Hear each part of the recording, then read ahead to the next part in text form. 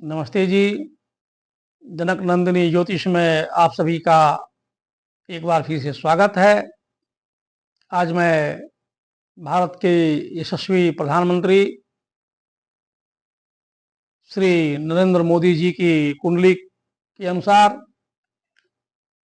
उनका समय 2025 में कैसा रहेगा, इस पर कुछ प्रकाश डालना चाहता हूं।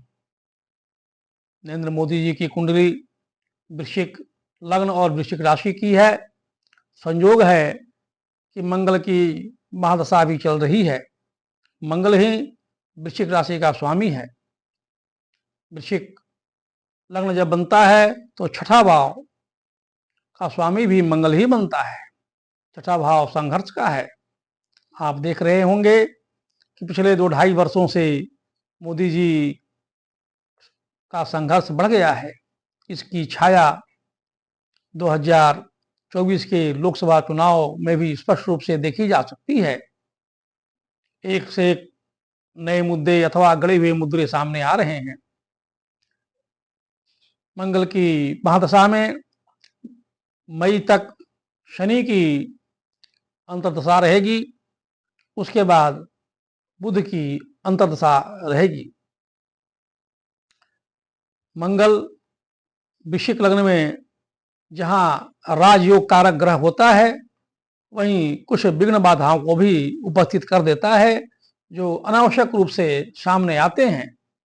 क्योंकि मंगल देवताओं का स्वामी है, इसलिए वह विघ्न बाधा को अकेले ही नष्ट करने में पूर्णतया सक्षम है। परंतु शनि मंगल का धूर विरोधी है, इसलिए 20 मई तक मोदी जी के भी धूर विरोधी पूरा जोर लगाए रहेंगे। आज 29 दिसंबर हो रहा है जब मैं यह वीडियो रिकॉर्ड कर रहा हूं। 2 दिनों के बाद मोदी जी का जो भविष्यवाणी मैं कर रहा हूं वो शुरू हो जाएगा। शनि पुरानी बातों का कारक ग्रह है, इसलिए 1 जनवरी से लेकर 20 मई 2025 तक यह संभव है कि कुछ पुरानी घटनाएं, पुराने विवाद अथवा कारण उभर कर सामने आएगा, जो इनके विरोधी प्रतिद्वंदी, चाहे वह किसी भी दल के क्यों न हो, व्यक्तिगत रूप से हो या राजनीतिक रूप से हो, मुद्दे को उभारेंगे। परंतु ज्योतिष शास्त्र का कथन है कि परम पापी ग्रहों में नंबर 1 माना जाने वाला मंगल में वह ताकत है कि शनि, राहु, केतु जैसे पापी ग्रहों को भी नेस्तनाबूद कर देता है। इसलिए ज्योतिष शास्त्र में मांगलिक दोष सबसे प्रमुख माना गया है। तात्पर्य यह कि विरोधी इनका कुछ भी विशेष अहित नहीं कर पाएंगे, कुछ भी नहीं बिगाड़ पाएंगे। बल्कि मंगल और शनि में सबसे बड़ी खासियत आप यह है कि मंगल की एक राशि मेष राशि में शनि नीच का होता है। शनि अपने मित्र शुक्र की राशि में उच्च का होता है, लेकिन मंगल एकमात्र ऐसा ग्रह है जो अपने धूर विरोधी शनि की राशि मकर राशि में उच्च का होता है। यह इस बात का प्रमाण है कि मंगल घर में घुसकर मारता है। तो मंगल और शनि की स्थिति के कारण विरोधी इनका कुछ भी बिगाड़ नहीं पाएंगे। मंगल किसी ऐसे मुद्दे को उभार देगा जो विरोधियों पर ही उल्टा पड़ जाएगा, भारी पड़ जाएगा। जब 20 मई 2025 के बाद बुध की अंतर्दशा चलेगी, वह स्थिति मोदी जी के लिए थोड़ा अच्छा नहीं रहेगा। इसका कारण यह है कि वृश्चिक लग्न में 8वें भाव का स्वामी स्वयं बुध बनता है। बुध और मंगल में भी प्रतिद्वंदिता है। बुध को युवराज की संज्ञा दी गई है, अर्थात होने वाला राजा, नौजवान। इसलिए ऐसी संभावना बन रही है कि 20 मई 2025 से दिसंबर 2025 तक का समय मोदी जी को किसी ऐसे व्यक्ति से सामना करना पड़ेगा, वो भी थोड़े अलग ढंग से, जो उम्र में उनसे छोटा होगा। उसका कारण यह है कि अष्टम भाव ही अचानक आने वाली मुसीबतों का है। मंगल छठा भाव का स्वामी है। छठा भाव रोग, ऋण, शत्रु, धोखा, छल, प्रपंच, चोट, चोरी का है। इसलिए यदि मोदी जी सावधान नहीं रहे तो 20 मई 2025 से दिसंबर 2025 तक के समय में वे धोखा अवश्य खाएंगे। उनको विश्वास में लेकर के धोखा दिया जाएगा। मैं इतना बड़ा ज्योतिषी नहीं हूं कि मोदी जी मेरी बात को सुनेंगे, लेकिन मुझे पूरी पूरी संभावना बन रही है कि ऐसी स्थिति निर्मित होने वाली है। दूसरी बात यह है कि छठा भाव रोग का है, आठवां भाव कष्ट का है। तो मंगल में बुध की अंतर्दशा जो 20 मई 2025 से आरंभ होने वाली है, मोदी जी के लिए स्वास्थ्य के मामलों में अच्छा साबित नहीं होगा। हालांकि जैसा कि अखबार में, टीवी में भी आता है और देखने में भी लगता है कि मोदी जी अपने स्वास्थ्य के प्रति अतिरिक्त सावधानी बरतते हैं। इसलिए इसको देखते हुए तो बहुत बुरा नहीं कहा जा सकता, लेकिन ज्योतिष शास्त्र इस बात की गवाही दे रही है कि नहीं, मिड मई के बाद उनका स्वास्थ्य प्रभावित हो सकता है। मुझे तो लग रहा है कि अवश्य होगा, वह मीडिया में खबर अवश्य बनेगी। क्योंकि वे हमारे प्रधानमंत्री हैं, तो स्वास्थ्य के मामले में क्या संभावना बन रही है। छठे भाव का स्वामी मंगल मेष राशि का पड़ा हुआ है, वह सिर का है। अष्टम भाव जिसका स्वामी बुध है, वह गले, सांस की नली, फेफड़ा तक का है। तो सिर से लेकर के फेफड़े तक, सांस की नली तक से का अंग प्रभावित हो सकता है, जिस वजह से व्यक्ति अस्पताल में जाता है। वह 12वां भाव है, उसमें 7 नंबर की राशि पड़ी हुई है। 7 नंबर की राशि नाभि से नीचे और कमर तक का एरिया आता है। लग्न जो शरीर का प्रतिनिधि है, शरीर है, उसमें वृश्चिक राशि पड़ी हुई है। वृश्चिक राशि का अधिकार कमर पर है। इसलिए सिर से लेकर के फेफड़ा तक अथवा कमर, नाभि से नीचे से लेकर के कमर तक का एरिया प्रभावित हो सकता है। यहाँ पर एक बात स्पष्ट कर देना चाहूंगा कि चिकित्सा जगत में मंगल को सर्जन कहा गया है। संभव है कि छोटी मोटी ही सही, लेकिन सर्जरी या शल्य क्रिया की नौबत भी आ सकती है।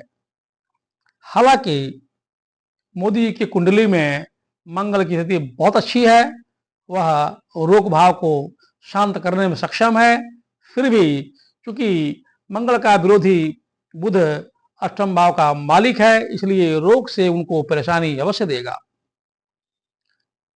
बाहरी व्यक्तियों से तथा खुद स्वास्थ्य के मामलों में मोदी जी थोड़े से प्रभावित अवश्य होंगे, परंतु अगर दशा को देखा जाए तो बुध की अंतर्दशा अद्भुत परिणाम देने वाली है। बुध कृष्णमूर्ति पद्धति के कुंडली के अनुसार दशम भाव का सबसे मजबूत सूचक है। इसलिए यह 2025 का समय मोदी जी के लिए, भले ही अब तक जितना भी उनको मान सम्मान क्यों न मिला हो, अगला वर्ष उसमें 4 चांद लगाने वाला है।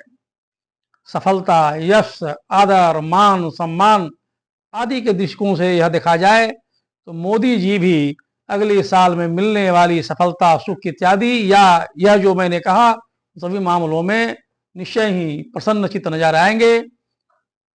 राहु और बुध उनको बहुत ऊंचाइयों पर ले जाएगा। एक अन्य बात इसमें दिख रही है कि शनि और मंगल बलपूर्वक तथा बुध मध्यस्थता के द्वारा पुरानी से पुरानी बातों को समझौता करवा देता है। मेरी ज्योतिषीय ज्ञान यह कह रही है कि ऐसी स्थिति बन सकती है जिसमें भारत मध्यस्थता करे। क्योंकि भारत के प्रधानमंत्री मोदी जी हैं, इसलिए मोदी जी मध्यस्थता करेंगे और कोई बहुत बड़ी एवं बहुत पुरानी समस्या का समाधान हो जाएगा। मंगल दक्षिण दिशा का कारक है, शनि पश्चिम दिशा का कारक ग्रह है। लेकिन बुध उत्तर दिशा का कारक ग्रह है। बुध की स्थिति मई के बाद बन रही है, मई के अंतिम सप्ताह में बन रही है। इसलिए यदि मध्यस्थता की नौबत 20 मई तक आती है तो उसमें किसी दक्षिण या पश्चिमी देश का भी हाथ होगा या वह शामिल होगा जिसका संबंध पश्चिम और दक्षिण से रहा हो। यदि 20 मई 2025 के बाद यह स्थिति उत्पन्न होती है, अर्थात मोदी जी मध्यस्थता करते हैं या भारत मध्यस्थता करते हैं, तब उत्तर दिशा और पश्चिम दिशा से जुड़ा हुआ स्थान हो सकता है। इतना तो तय है कि वह मसला, वह बात, वह घटना बहुत ही ज्यादा पुरानी होगी। एक अन्य बात जो मुझे दिख रहा है, बुध की महादशा इनके लिए निसंदेह जीवन का सर्वोच्च स्थिति को दर्शा रहा है। बुध ऐसा संकेत दे रहा है कि मोदी जी का किसी विशेष उपाधि अथवा सम्मान के लिए अंतरराष्ट्रीय स्तर पर प्रस्तावित किया जाएगा, या वह एक जो कहते हैं कि लाखों में एक व्यक्ति को मिलता है, ऐसा सम्मान मोदी जी को अगले साल मिल जाने की पूरी संभावना बनी हुई है। किंतु यह घटना 20 मई 2025 के बाद ही होगी। इसका कारण यह है कि मोदी जी की कुंडली में बुध दसम भाव में जा बैठा है। दसम भाव में इसलिए बैठा है कि भाव चार्ट में बुध दसम भाव में ही स्थित है, इसलिए वह ऐसा सम्मान होगा जो व्यक्तिगत न होकर के पूरे देश के लिए गर्व का विषय होगा। यह भी हो सकता है कि कुछ ऐसा सम्मान प्राप्त हो जो आज तक भारत में राजनीतिक नेताओं को प्राप्त न हुआ हो। मोदी जी कुछ ऐसी व्यवस्था भी लागू कर सकते हैं जो नौजवानों को, खास करके जिनकी उम्र 24 वर्ष से ऊपर की है तथा 56 वर्ष से नीचे की है, उन लोगों के लिए भी कोई आर्थिक मामलों में विशेष घोषणा वो कर सकते हैं। इसके अतिरिक्त 20 मई 2025 से पूर्व वृद्धजनों अथवा वरिष्ठ नागरिकों के लिए भी, खास करके उसमें महिला के लिए विशेष छूट या विशेष सुविधा की भी घोषणा होगी, जो भी ये लंबे समय तक के लिए भारत के वरिष्ठ नागरिकों को लाभ प्रदान करता रहेगा।